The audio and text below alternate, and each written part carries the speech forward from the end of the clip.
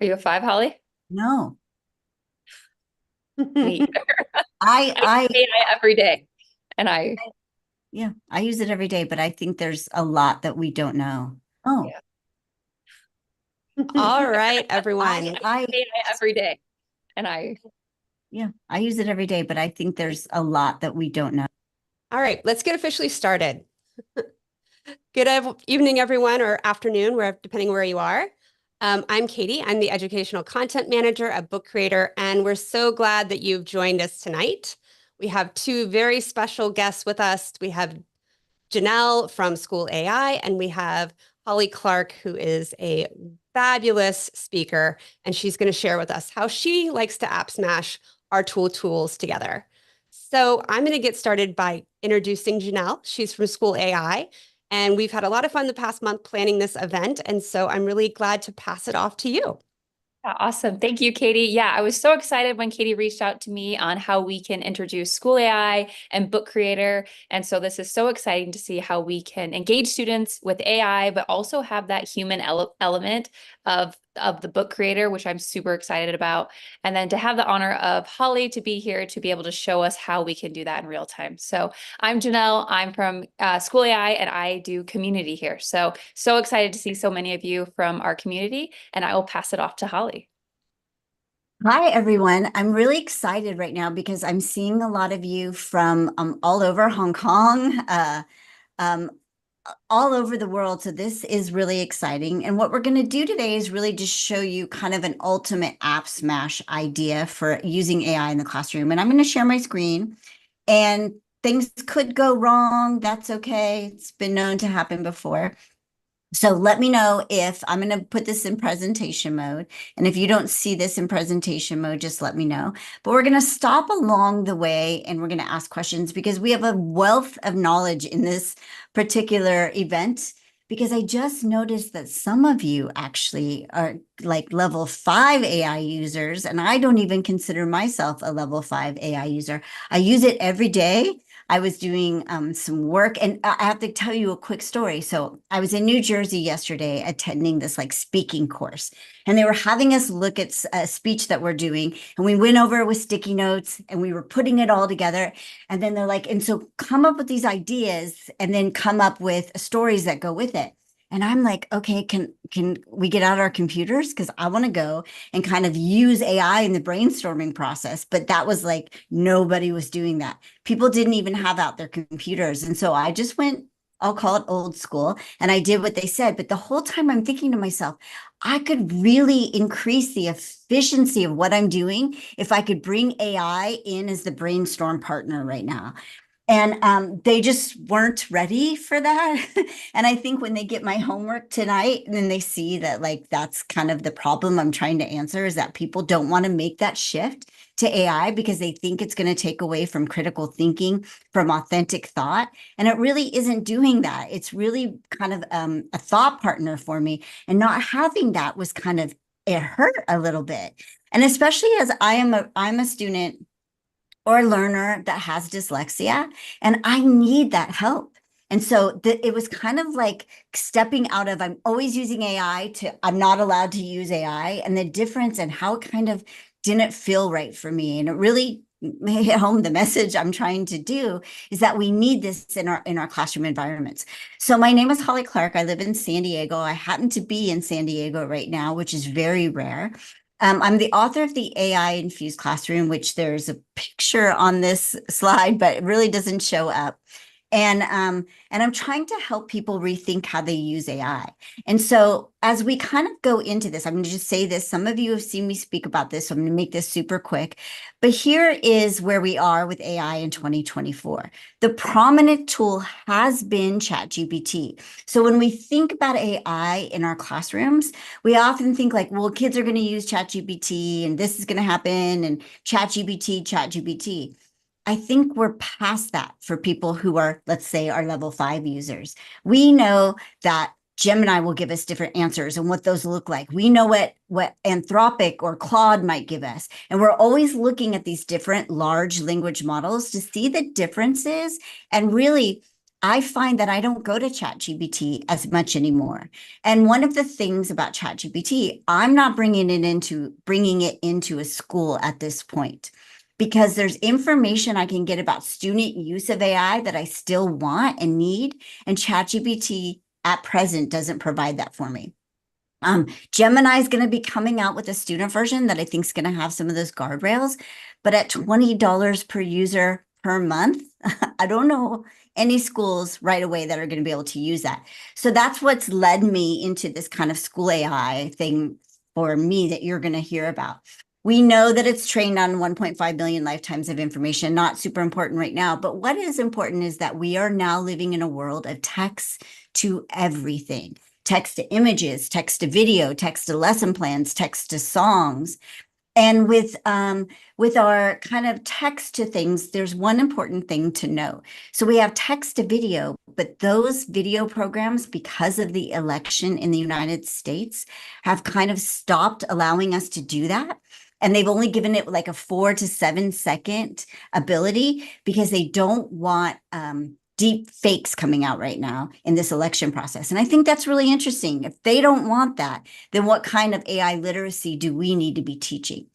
We know it's built on natural language processing, but the thing that I think is the most important and the most revolutionary and what I've seen in 2024 shift is the idea that schools can use this as a thought partner.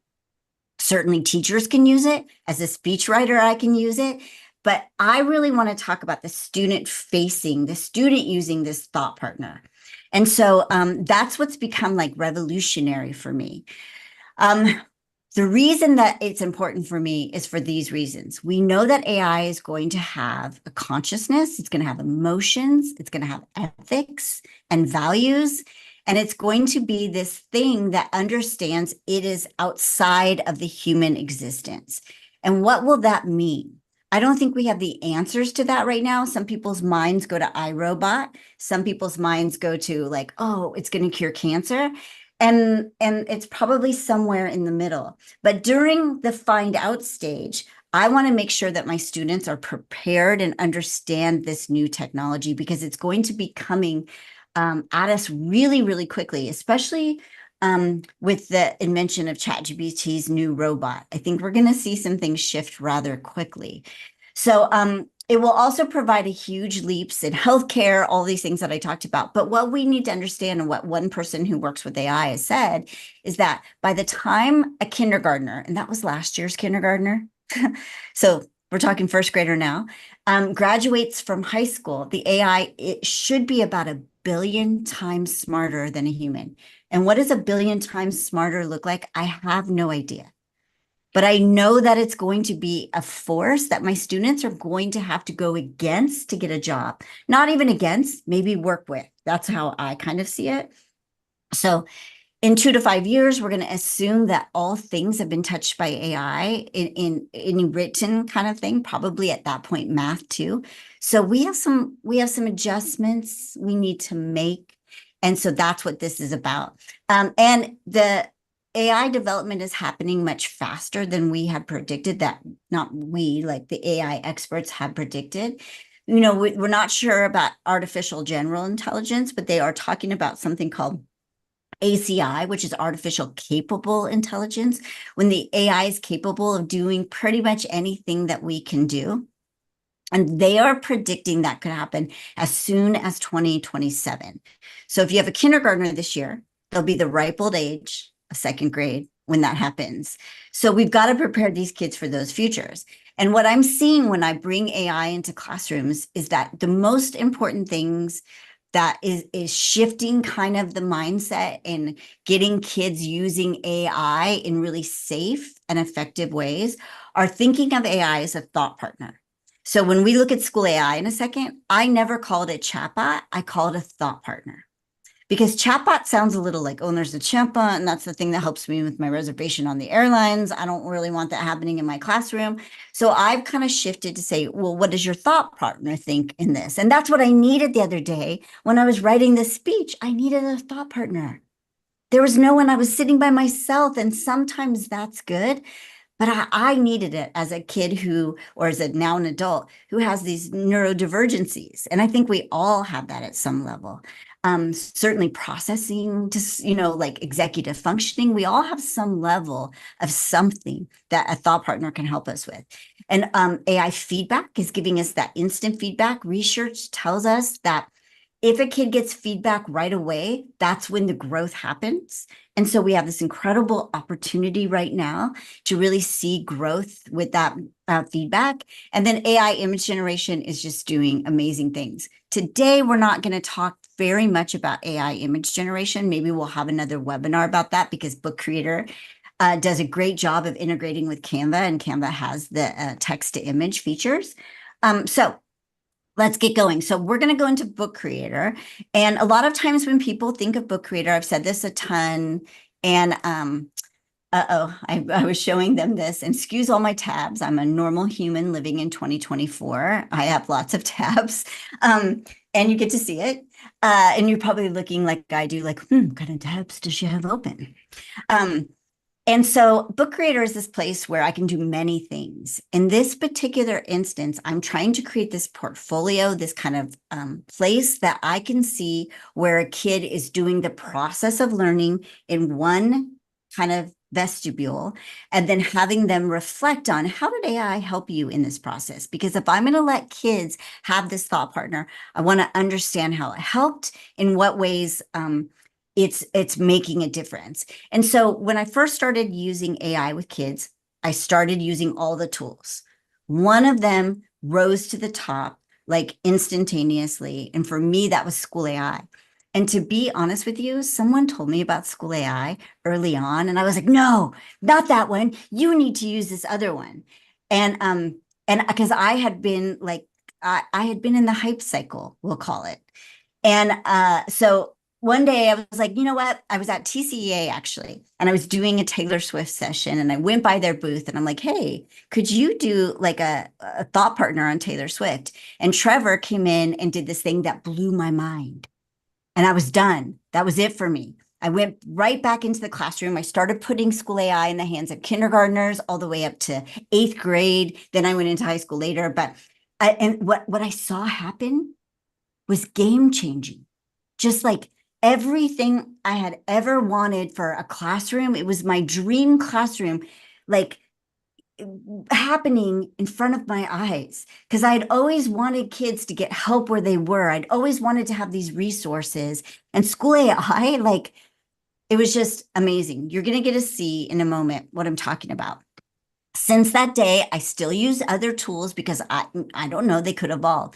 But every time I come back to SchoolAI as this #1 app that I love. So I'm going to be doing this poetry book with, in this case, I believe she's a 6th grader. And in it, I took actually, just so you guys know, let me just show you this. I went to the Discover part of Book Creator. In this Discover part, they have these remixable books. Well, I find that when I'm doing training, teachers love this digital portfolio. They take to it, they see ways that they can use it. And this is exactly what I did. I went to this digital portfolio, and then I'm going to go back, and you can see it right here. It looks exactly the same. I just changed it to poetry journal. I mean, it wasn't brain science. I just was like, I could use this. So let me go to my library and open it again. You can see I use Book Creator a bit. It's one of my favorite tools. Now I have the SchoolAI. Why not combine them? So in here, the little Sabrina, she puts her and AI are doing this assignment together. And I place in this that a thought partner for her. So we're going to be writing a poem, and she's going to have a thought partner when she needs it. It's going to sit here in this book, and whenever she needs to go back, and this thought partner has been trained not to write the poem for her, but to help her come up with ideas, and then also to help her get rhyming structures and rhyming words. And that's what I put for it. Now, I'm not going to spend a lot of time showing it to you because I want to go, well, actually, let me open it. And you'll have to tell me, am I showing the whole screen so you can see this? So it opens, and I'm going to put in my name, and that's all that you do. You just put in your name. It's not gathering any data, so it's safe. doing this at the kindergarten level, like I said. And once it does, it says, hey there, ready to dive into some poetry? Fun? Let's create a 12, and I'm the one who set this up, a 12 sentence poem together. First, let's brainstorm a theme or a topic you might like. Well, in case you haven't checked, 11-year-olds like Taylor Swift. So this is what she did. She put in Taylor Swift. And then it comes back and helps her come up with some ideas. Oh, Taylor Swift. Well, what do you like about her? Great choice. Taylor Swift's an awesome theme. Let's think about what aspects of Taylor Swift you want to include in this poem. Is it her music, her storytelling, her style, or something else? So where that kid might come up to my desk in 1985, well, I didn't teach in 1985, but you know what I mean. Now every kid's getting that little help that they need to get started on this project. It's not writing it for them. And so this is the experience, and it keeps diving into, well, what part of Taylor Swift? I could put in music right now, and then it would keep asking me questions. And now it's time to write. So you come up, and this is what she did. She began, after thinking through the process with her thought partner, which is what I wanted to do the other day. She came up with this poem. So we put it inside of Book Creator. You can even hear her. This is one of the greatest things about Book Creator. And you guys tell me if you can hear it. Day the night away. Can you hear it? Taylor's Okay. Eras Tour is the best show around. So we're getting an opportunity for her to do like a poetry recital in her own way, practice. This girl is also like me. She's dyslexic. So practicing this is really super important. And then in our next one, we take it to the next step. We bring in Suno. And Suno is another AI app that you can take those, we'll call them lyrics now, take them into, they're really the poem, into this app, and it's going to create a song based on her poem. Now, Suno, I want to say, is not safe for students to use because it is gathering data and using that to train their model. But what I've done is I've opened up like a station, and I've signed in myself to Suno. And when the kids want to come and create the song, they come to my signed in version. And then they come up like as a station and they get this. Now, here's an example of that poem, but now put to music.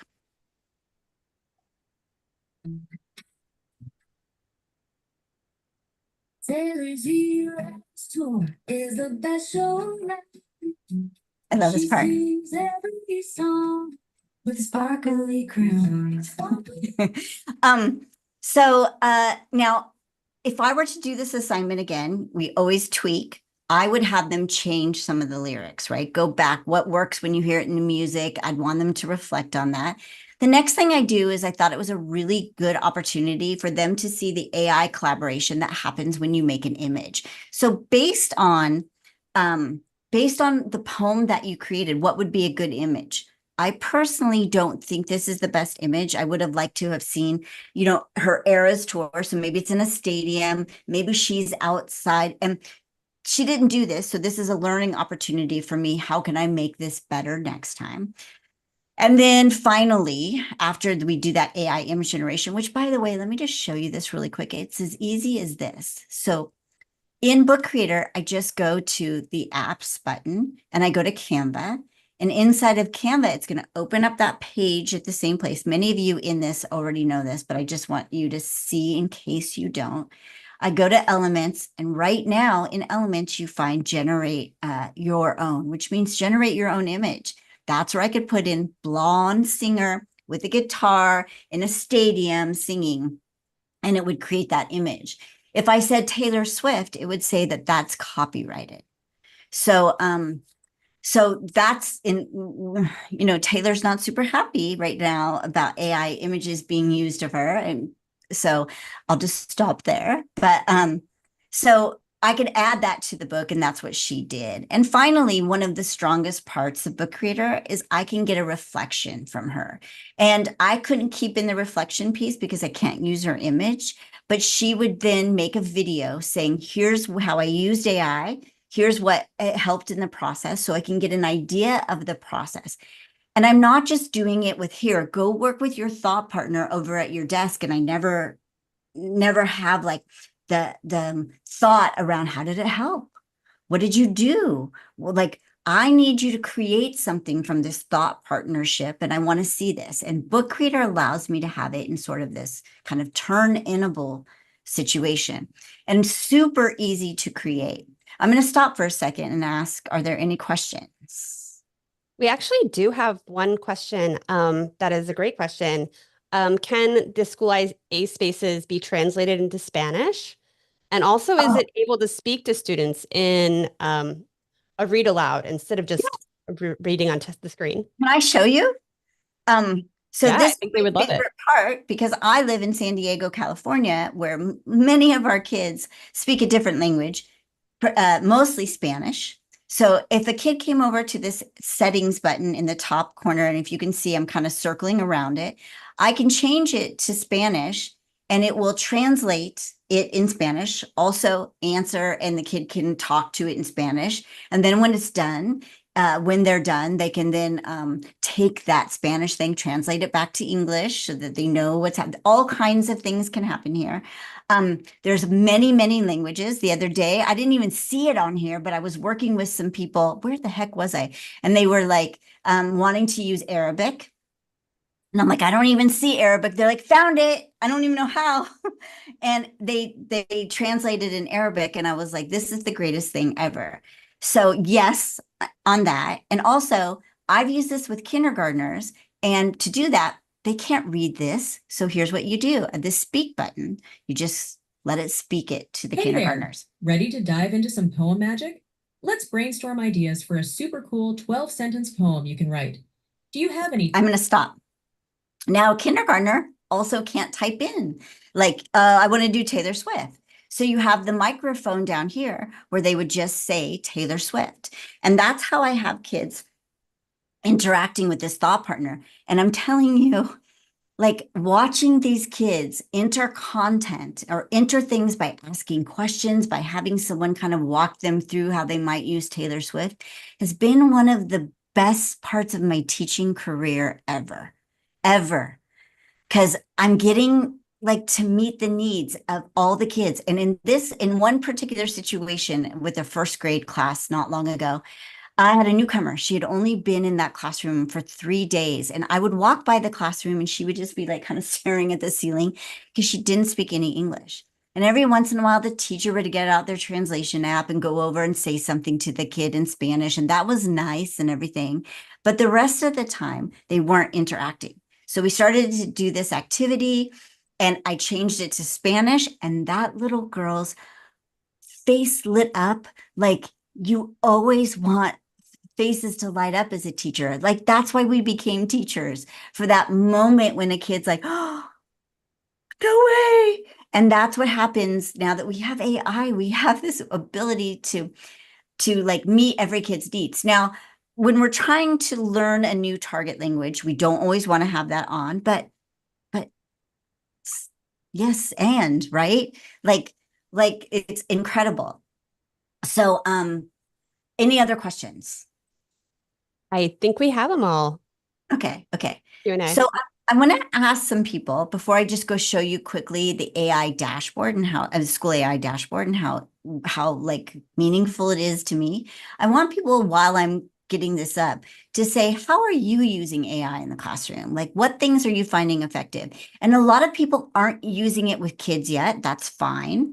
But maybe even for yourself, kind of like my speech writing when they said I couldn't use it in my computer, I was like, please no. Like I don't live in that world. I live in 2024. You might all still live in 1985, but come with me into the future. And I just saw when a student used it, did not pick up what they were saying.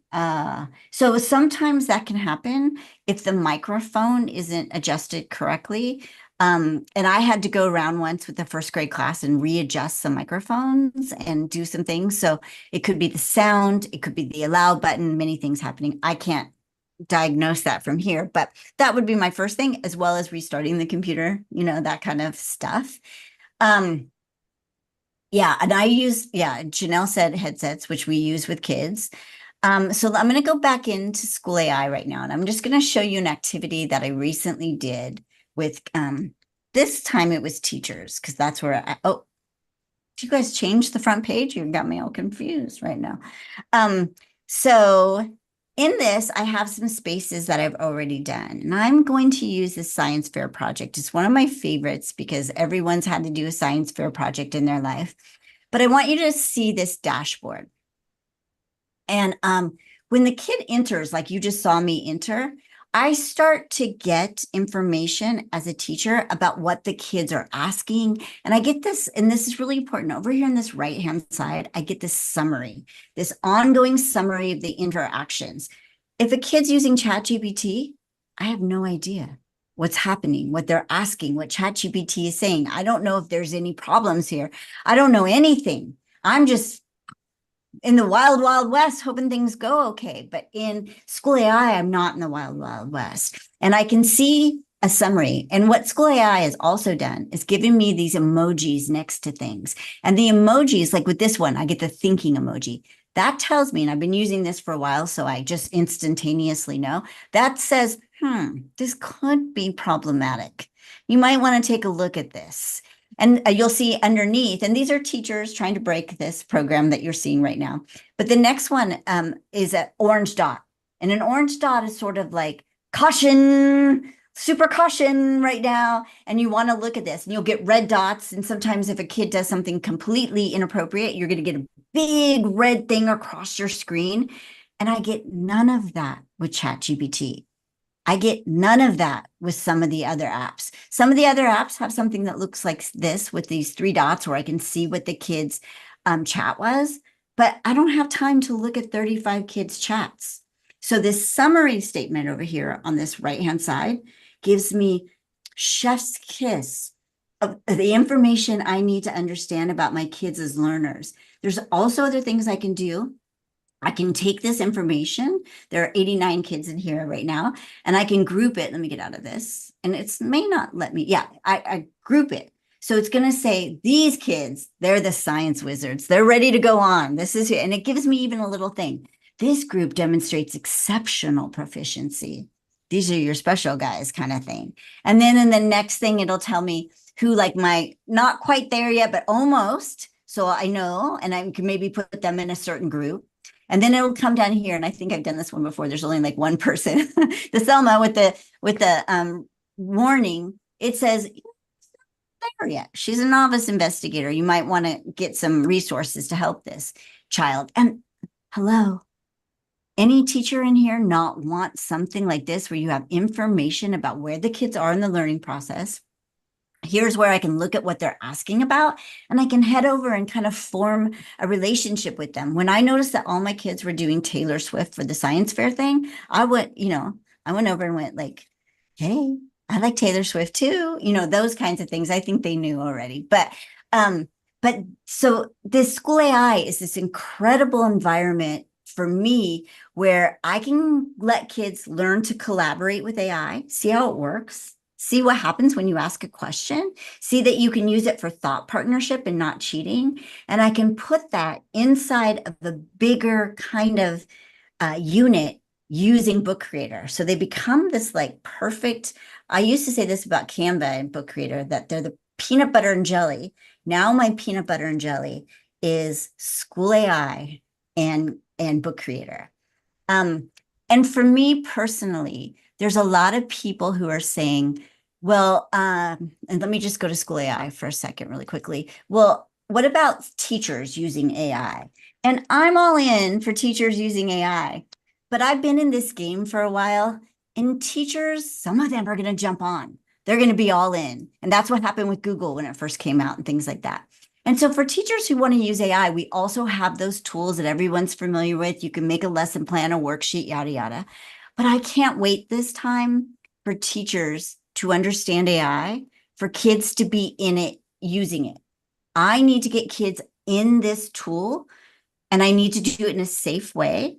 And School AI simply is the safest I have seen. And I have done this with all kids. I've done it with kids who are going to break this. I'm telling you, they're going to try their best, and they haven't been able to. And the data privacy agreement has been signed with, I think, almost every state. So that's not the issue. And when we talk about data privacy agreements, and you might not be thinking about that as a teacher, but that's about the data that's put into the app. And what we need to be thinking about is bigger. We need to be thinking about what is the data coming to students' screen. And SchoolAI runs that through 5 checks before it comes to us. It even looks at what they're answering and their level and adjusts it for their level. And that's the questions we need to be asking right now. How do I know that my students are getting the right information? Because I've had an AI chatbot tell my students that Abraham Lincoln owned slaves, and it didn't, and he didn't. But SchoolAI never said that. That was a different one. So after all these interactions I've had with kids, my teachers that I work with too feel the same way. We love, love, love this tool. We also love Book Creator. So this marriage was an obvious marriage. Okay. So you're not part of the New York BOCES? No, we are. Oh, okay. Because I was just in the New York BOCES and things seemed perfect. Yeah, we are and- integrated into New York. And in the cases, yeah, and I've worked with many New York schools. New York actually has like one of the most clamped down data privacy of all states, that in Massachusetts. And they've been like both have been able to get it passed. But really that's an old thing, thinking about data in that way. We need to expand that, but you know how long it takes schools. So any other questions? Yeah, we did have another question. If there was a minimum age requirement for students to use SchoolAI. Such a great question that I should have already done. But so there is not a minimum age requirement. Here's something to consider. So ChatGPT, you have to be 13 or over. And then once you're 13 to 18, you have to have parent permission. SchoolAI can be used with any kids on that data privacy agreement alone, because it's not capturing student data. You're only putting in your name. There are some people who are like, but it's still going through ChatGPT. And I think that's a limited point of view that we have to like, it's not just going through ChatGPT, it's also going through Anthropic. I forget the other one.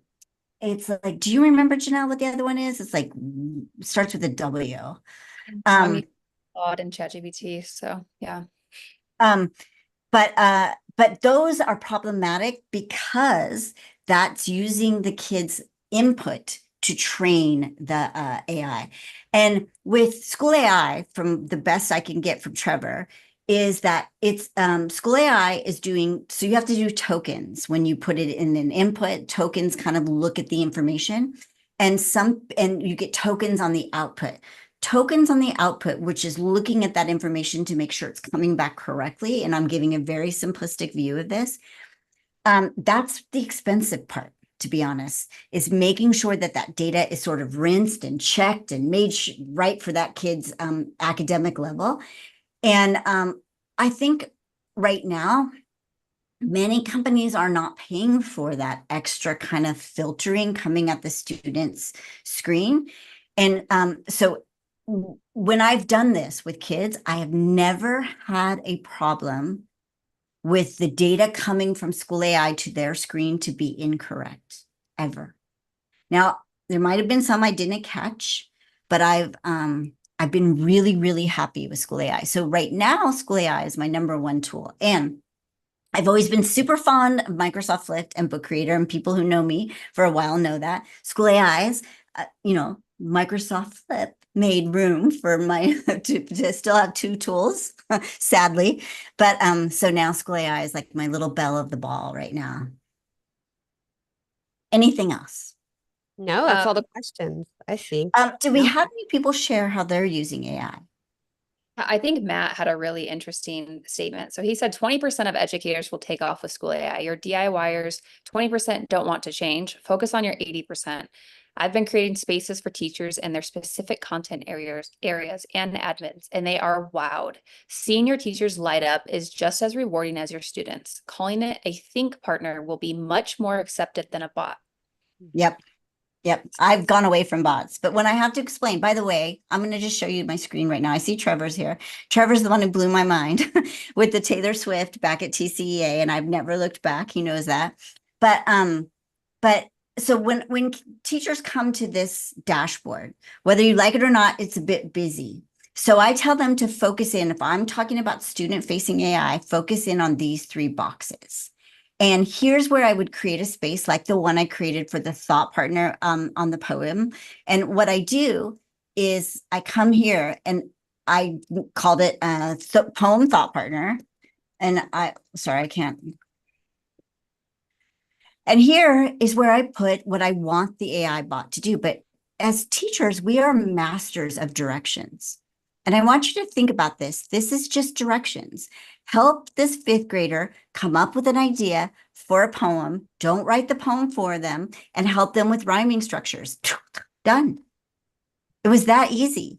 Now I'll come over here after I put in these directions and I'll preview it and I'll see what it does. And I'll throw in some things. I'll try and break it a little bit. And if all is good, then I just go to this save and launch button. But if it's not good, if something comes up and it writes the poem for me, I'll come back in here and I'll tweak it again and say, do not write the poem for them, or I'll add some things. And let me just show you something really quickly. And then I add, really quick, an AI image and I'm ready to go. It's that easy. I can add in standards. We need much longer time for all of that. SchoolAI has something called a sandbox where they can help you each and every week come up with some of these things. They've got training. But I just want to show you one other thing. So when I come into Discover to see how other teachers are using SchoolAI, and I have a bunch of spaces in here I can look at, and right here I can see collections that they have created around history. I can see spaces other teachers have done, but I love Maureen. And I always use this as an example. Maureen makes some really good spaces. So I always look at hers first because if she's made one on it, it's probably pretty good. So I go to Maureen, and the last time I went to Maureen, one of her first ones was this ancient Rome. And I want to show you this. When I'm like, well, what did people put for a prompt? How are people doing this? This is what I do. I go over to one of Maureen's and I do this 3 dots. The 3 dots is going to let me remix this. And when it remixes it, it's going to show me the prompt she used. So let's remix this. And when I see the prompt, she didn't write that much stuff either.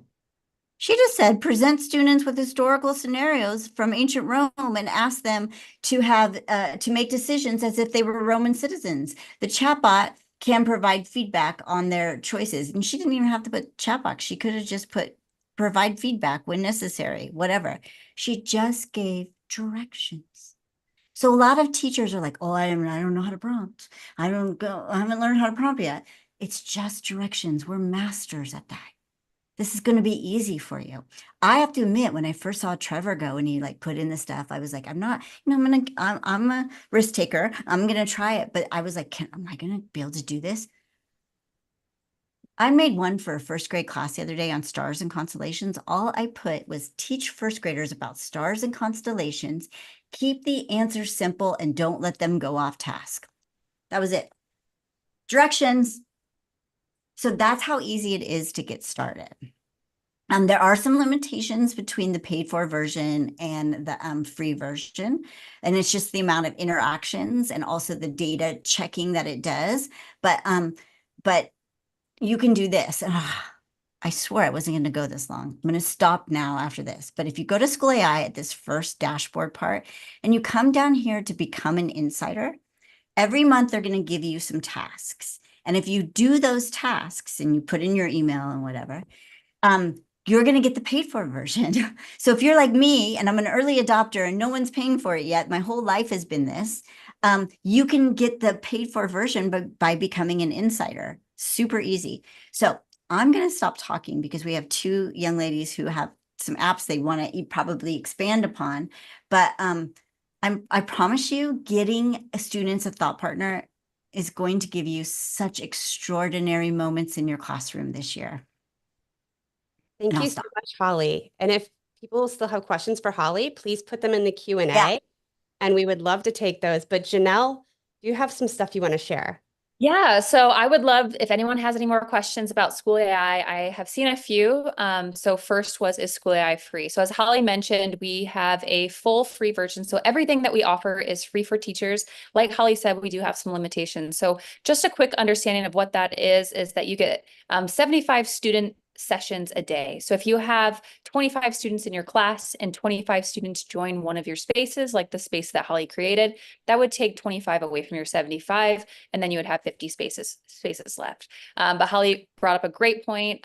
We highly value our community and everyone, and we want everyone to join and participate. So like Holly said, every month we do challenges. And so like this month's challenge is to get an app, create a bell ringer, and share that bell ringer with your students. And so by doing that, you gain that pro access. So just like Holly said, go to the website, create that free account, and then explore our community. And we have lots of resources there. We have other teachers that are using things. Ask questions, ask teachers that are using them, whether you're in first grade or you're a science teacher. Find other people that are doing those things and how they're using School AI. One of my favorite things that Holly said was that she went to the featured creators and saw how they're doing it. That's my favorite way to start. So if you're feeling overwhelmed with AI, I know we saw some people that said they were brand new, they were ones, they were 1.5s or 2. Go into these featured creators. We've got Casey, we've got Maureen, amazing educators who have created amazing spaces that are already ready for you. Not to mention, we already have pre-made spaces such as our historical figures. So if you want to start with talking with Benjamin Franklin or whoever is you're talking about, I think it's Hispanic National Month this month, I think, History Month this month. And we've created some really amazing spaces around historical figures. So those are really great areas to start and just utilize the platform. So yeah, if we have any other questions about how I can help you with School AI, please drop it in the Q&A or the chat, and I'd be happy to answer. Yeah, there's someone who would love to know about the sandbox nights and how they can experience those. Okay, so those are some of my favorites. So every other Tuesday at 5 o'clock Mountain Standard Time, so the same time that this started, we do a I'm going 1 to hour. show it. While you talk, I'm going to show Yeah, it. I love that. And so what that entails is we're talking about what we're working on that week. So I'm trying to remember, next week, I think we're talking about, I think we're doing bell ringers. And so we talk about it, we explain it, we're in the app, and the other 30 minutes, we're diving into the app. So you get to use the app, share the app, and ask questions live. So every other week we do this, and it's a really hands-on experience. So if you're feeling unsure or you want to learn more, I highly recommend joining our sandbox sessions. I also see a question that said, let me find it. And by the way, it's all under resources, both the sandbox and become an insider down here at the bottom. Yes. If you are a coach, can your students be teachers? Yeah, absolutely. So go ahead and create that account and anyone can join. So I've seen a lot of people in the chat that are saying they create a handbook space for their entire students and parents. You can give this to the parents. So if they have a question, can my child wear a tank top to school? You add your handbook in and a space will answer that for you. When is Christmas break? It will answer that for you. So anything that you can think of, you can create. So I'm trying to go through some of these questions to see if I'm missing anything. Wait. Is this free School AI account just as safe as the paid? That's a really great question, and absolutely. So the difference there is going to be the model of the answers that you return. So the safety is 100% the same. You're going to get that extra barrier of safety, but you are going to get like the more simple model of a GPT. Okay, hold on. I think we have Michelle Phillips from Prosper District. Independent Pete. I always want to say Unified Texas Schools, and if I'm right, Michelle, let me know. So Prosper just got a license for School AI in Texas, right outside of Texas, and there it looks like she said we would love to see some resources for Cybersecurity Month. We're planning a district-wide activities, yada, yada. So she's thinking about the ways in which you could use School AI to really talk about cybersecurity and the things, and I love it. And I hope that's Michelle. That's Michelle Phillips is a name like Holly Clark, but yeah, anyway, and I would love to message me, Janelle at SchoolAI.com, and I would love to set up a space that we can talk about cybersecurity. We can talk about AI. We can talk about concerns and things that we're focusing on this month. So that's a really great idea, and I would love to create a space where we can engage and have those conversations.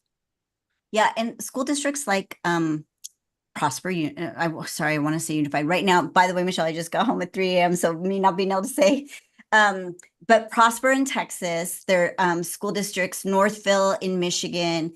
There are people who have these school-wide partnerships and have brought SchoolAI into their schools, and they're really good districts to kind of follow. Chippewa Valley in Michigan, lots of schools. I could keep going. I mean, Trevor could go on for days. Yeah. All right, Janelle, we have another question. Can you share a bit more about the Classroom Collaborative Program and what's required of a host each month? I would love to share that. So we have started a new classroom collaborative, and what this is this is an in-person AI meetup. So every month you get to be a host and then invite your colleagues, your friends, and it's just like a fun meetup, a hangout where you get to talk not only about school AI, but AI in general. So the beginning of the session where Holly was talking about like the fears and the challenges and what we have to overcome, this is a great time to talk about those things and just have people in your space that are thinking the same way and wanting to grow the same way as you. So we have a really amazing person on our SchoolAI team named Casey, and she has put together a very thoughtful experience where she gives you everything that you need, from the outline to spaces that you can use, and fun little things that create this really amazing community experience. So you can sign up for that. It looks like Casey added that to the chat, and you can sign up and host. So. And I want to say one other thing as I'm watching the comments. Joan is in here, and she works out at a school outside of New York City in Westchester. That is a school for kids with dyslexia and other learning disabilities, and they are starting their partnership as well. And that's where I see the greatest partnerships happening is with our struggling students, and honestly too our gifted students who want to do so good that they're so nervous they have to make it perfect. And then this AI thought partner really helps with that. So I'm seeing a lot of the faces. I get to see a lot. So it's so great. Even though I don't get to see your face, I get to see your name. Yeah, I see Jennifer said digital citizen spaces would be great too. Like, that's the amazing thing about SchoolAI is you can create these. So you don't have to wait for us to create them. Whatever you're thinking, what you're thinking about, how people need to understand AI. Yeah, yeah, or search for them. So that's what this is creating, is that you can do that. And I know that we're going over time, but let me just show you one thing. So if we go back to SchoolAI and I go to find a space, you'll be surprised if I put right here in this search bar and I put digital citizenship. It's going to show you all the spaces that have already been created around digital citizenship. And I do that same sort of scenario.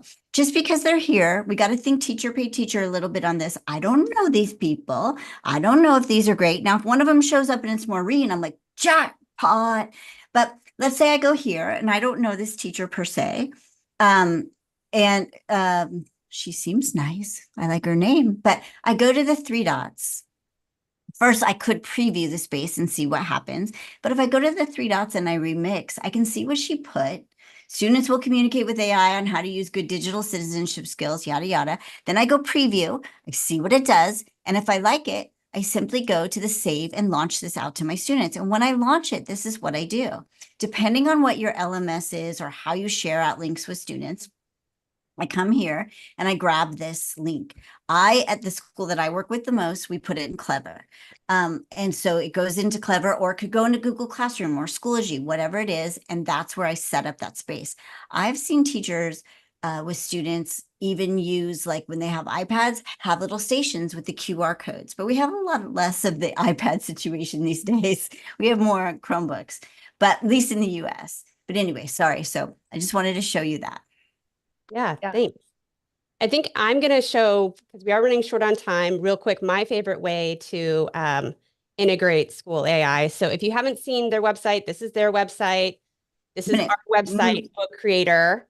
And I just want to show you an example. So I made these STEM notebooks. And so if you've never used Book Creator before, it is a platform where students can create books, teachers can create books.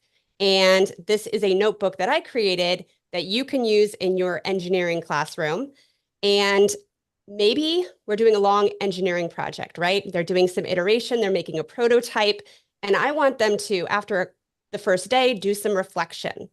So I'm going to come over to SchoolAI, And I loved this exit ticket right here. This was so easy to implement. So if you are like new to School AI, I think this is a quick win for you. So I open this up and I paste it in, reflect on your experience creating a prototype in today's engineering challenge. And then I just click this generate for me. And it's going to create these questions that students will use in the reflection process. And then I just click launch. Now here's where I love the book creator integration and how you can embed it. So I get that space code, I copy it, and I'm going to come over and I want them to do this after they've done some prototyping. So I come up and I use our media tool to embed, and I just paste that space code right here.